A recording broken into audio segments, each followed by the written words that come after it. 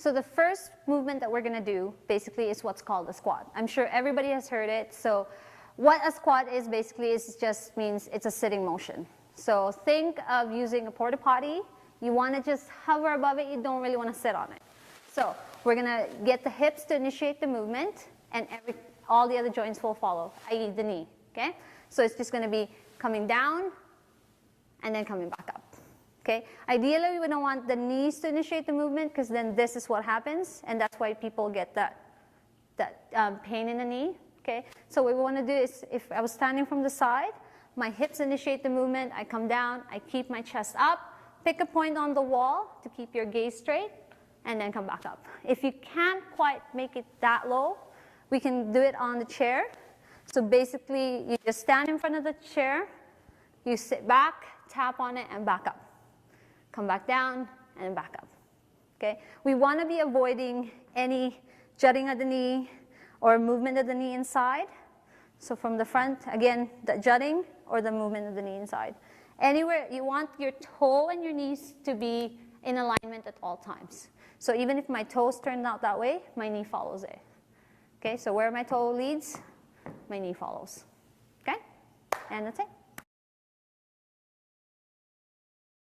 What we're going to do is what's called a lunge. Everybody hates this workout, but it's awesome for the glutes, i.e. your bum. Okay? So all it is we're going to step out. We're going to drop the hip, slight lean on the chest because we want all of that weight on the front leg. Okay? So the knee, the toes, and the shoulder should be almost in line. And then we come back up and we push back. And we do the other side, same thing. So from the side, you're going to step forward, drop, slight incline on the shoulder. We don't want to be quite in this position because it puts too much pressure on the back knee. We want that weight to be on the front leg. So if I ever need to pick up that back foot, I am able to. Okay? And then I come back up. Same thing with the other side. Keeping, again, pick a point on the wall as a reference so you can keep your gaze fixed to it. Okay? Another modification for that one would be your walking lunges. Same idea, you step forward, drop, step up. You want that back foot to be pushing you forward and the front foot to be pushing you up. So it becomes a nice, smooth motion. Okay? And that is a lunge. So the next one we're going to do is the push-up. I know it's everybody's favorite, especially the women. So I'm going to show you 3 different ways that we can do this. So the first one is what we're going to do is it's going to be on an incline. This will be the easiest one. So basically, we're just going to line up our hands, step back, okay? And when we come down, we want it to be about where the chest is, and then push back up. So about counter height. If you have like a nice counter at home, you can do it there. Or you can do it on the table. Just make sure it's braced so you don't slide off of it. So again, it's going to look like this. I want my knees, my ankle, my shoulders to come down all at once, and then I'm back up. Okay, so you want to do a few of those. If you can do 10 to 15, then you can progress it towards the floor. And the first one I'm going to do is what's called a modified push-up, and that one is going to be starting from the knees. Okay? So I always start on the floor. I make sure that I make a 3-point with my hands and my head. Okay, my middle of my palm should line up with the middle of my chest. Okay, so from here, I'm going to lift my toes up, and I'm going to push up. And then I slowly come down in a controlled manner. I reset, and again, up I go. There, and one more time. Good. Now, if you can control your hips and your shoulders coming up and down at the same time and do maybe 10 or 15 again, now you can try it from the toe. Okay? So same position, I start from the bottom, I roll my toes in, my hips, my shoulder, and my hips, my shoulder, and my knees should come up at the same time. Okay, same thing, and here we go. Up, nice and control down, back up, and again control down, all the way down. And those are your 3 basic push-ups. Give them a try. The next exercise we're going to do is what's called a sit-up. This is everybody's favorite, so we're going to try and do a couple modifications again to make it a little bit easier or harder, depending on where your level is. Okay? So the first one is just a normal sit-up. I'm gonna come in, cross my hands across my shoulder, and I'm gonna come up, bring it above my knee, and then back down. Okay? An easier way to do it would be hands-free, coming in and using the hands for a little bit of momentum. Okay? To make it a little bit harder, you're gonna bring the hands up and bringing it up this way. That one will require a little bit more stability and a little bit more engagement from the core. Okay, so a couple of concerns that people might have with doing a sit-up is any kind of back pain or the neck pain. With the neck pain, I find that people tend to do this and they yank their head forward. What you want to do, and the reason why I did most of it where my hands is either on my chest or above my head or just freely moving, is so that my shoulder initiates the movement as opposed to my neck being thrown forward. So instead of this, I want it to be here. Then it's a little bit easier on the neck. It's a little bit more stable. It's a little bit, it's more safe. It's way safer than doing it the first time around. Now, as for the lower back, unless there's any major pain, it just comes with a little bit of, ideally you don't want to be too straight up. You can have a little bit of a curvature on the lower back at that point. Then it kind of releases the lower back a little bit as well. Okay? And then what other concerns should you have? If there's an issue about getting all the way up, you can straighten your legs out and it works just as well. All right, so try that one at home and let me know what you think.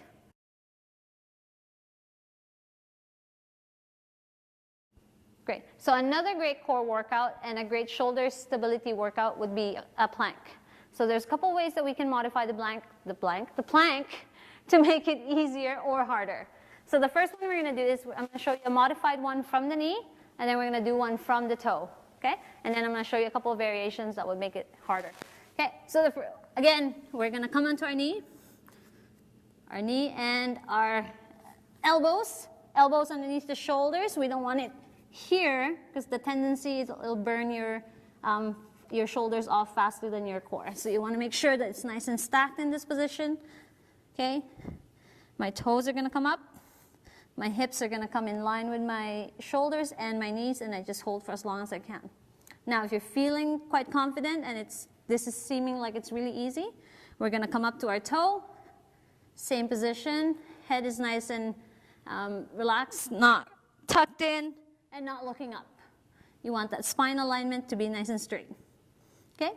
Now, if you're finding this a little too easy, you can always modify it and do a little bit of a leg lift. And then, or switch sides. And another one would be to get your arms out, lift the other leg up. And then you're going to switch. Okay? So see if you can hold that for about 60 seconds. Any longer than that, then for sure you can try the modified ones. All right? Have fun. Good. So another great core workout, people might not think it is because it's all more the back side as opposed to the front side. This is just a good way to counter all the abdominal workouts that you do. Okay, so we're going to do what's called the Supermans. And again, there's going to be about 3 modifications. You get to try each one, see which one challenges you the most. Okay, so the first one we're going to show you is just the regular one. Lower half of the body stays nice and still. It just sits there. And then the upper body comes up and then comes down. Up and down. Another thing to watch out for this one is the head tends to come up before. Try and keep that chin tucked in so it stays in line with the shoulder. And we avoid any of that neck pain that we talked about earlier. Same thing with the sit-ups. Okay, the next one we're going to do is an alternating Superman. So basically all this, we're going to lift up opposite arms and opposite legs. Come back down, do the other side. Okay, and then do opposites again, and then one more. Great. And then the third one is we're going to do both of them coming up, so a full Superman. Okay, here we go again, tuck that chin in, protect the neck, and we're coming up, come down, up, down. Now ideally you want to do that in a controlled manner. You don't want to be just throwing your limbs all over the place and hurting your back in the process. So you want to make sure you're very concise with the movement, nice and slow, easy does it, and have fun.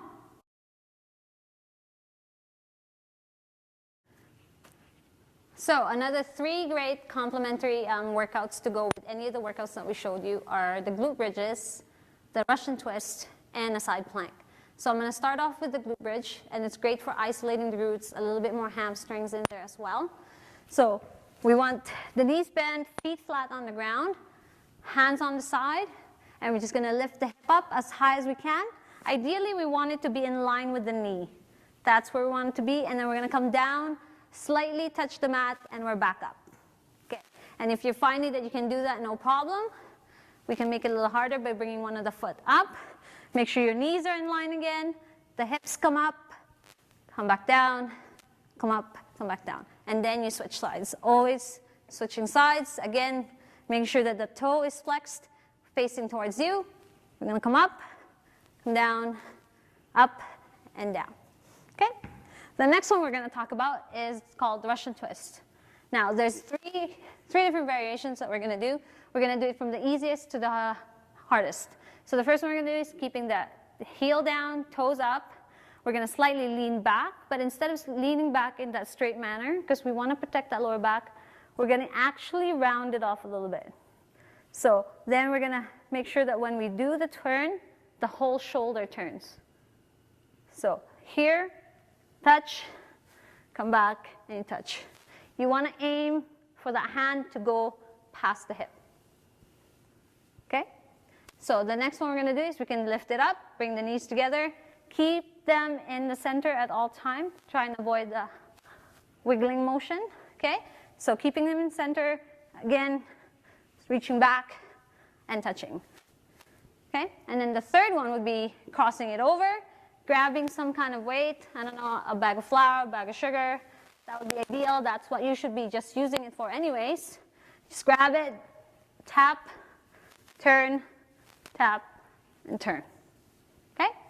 Now the third one we're going to do is the side bridges or the side planks.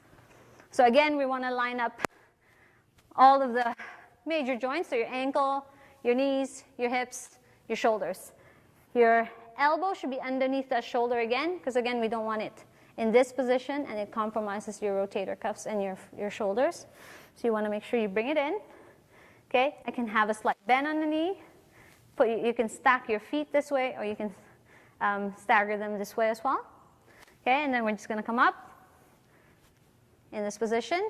If you find this too hard, bend one knee and land it. Good. Or if you want it a little bit harder, I'm going to stack them up, and I'm going to lift up that foot, bring that arm up. Okay? And then you do it on this side as well.